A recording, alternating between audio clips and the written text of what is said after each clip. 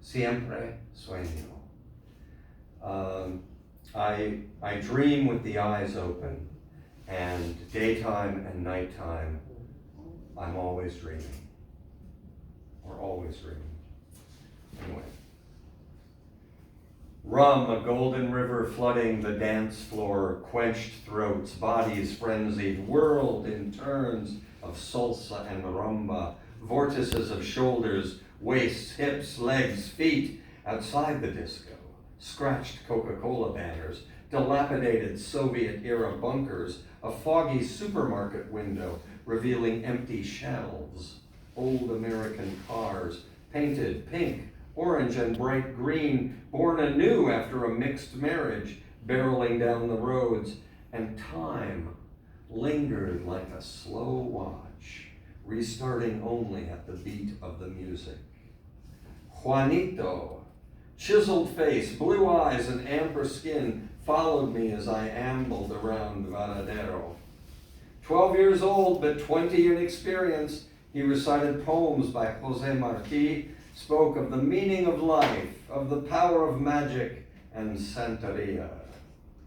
He followed me to Havana, a stowaway in the bus, exchanging poetry for meals, adding stories of a grandma reading poems, parents he didn't have anymore, the streets teaching him more than they, and gobbling him up the next day.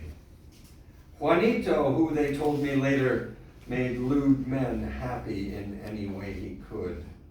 Juanito, always so elusive, who once in Marti's words said, "Yo vengo de todas partes, y hacia todas partes voy.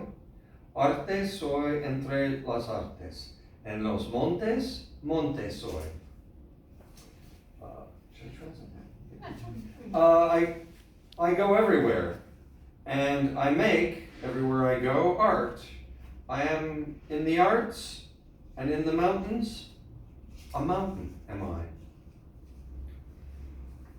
Carlos instead spoke Italian, dressed as if every day was Academy Awards Day, sporting a made-in-Italy shiny bicycle, boasting he was the only Cuban who could freely step into a hotel. He planned to become an entrepreneur, selling dreams, having projects without ever going to work. On day one, he asked me to marry him.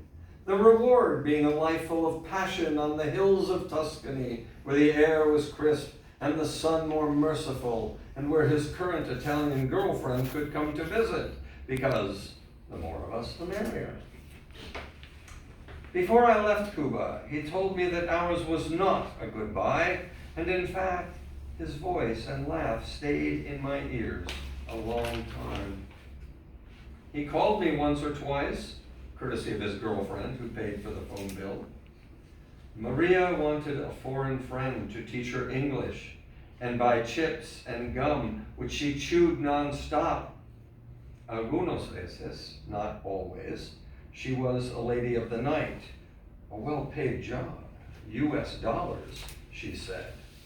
Her firm bum, round as a watermelon, an asset, despite her two small melons, as she called the fruits she could offer. The future. It changed every day. But she could reinvent herself in the free economy, in the black market, or in the net of her stockings. She could probably try to catch a northern neighbor coming from that mythical place, Los Estados Unidos. If no gum, plenty of rum. She took a sip. I waved to her and headed to the beach. She winked, dark curls covering her eyes, and sashayed along First Avenue. Out of the emerald sea, "Hola, chica, ven aquí." A group of men called me from a nearby house, waving dollar notes. The accent betrayed my countrymen. I raised the middle finger, shouted, "Vergognatevi! Dai, non prendertela, non fare la stronza." Their reply, "Right, no need to be an asshole. I was just being part of the give and take.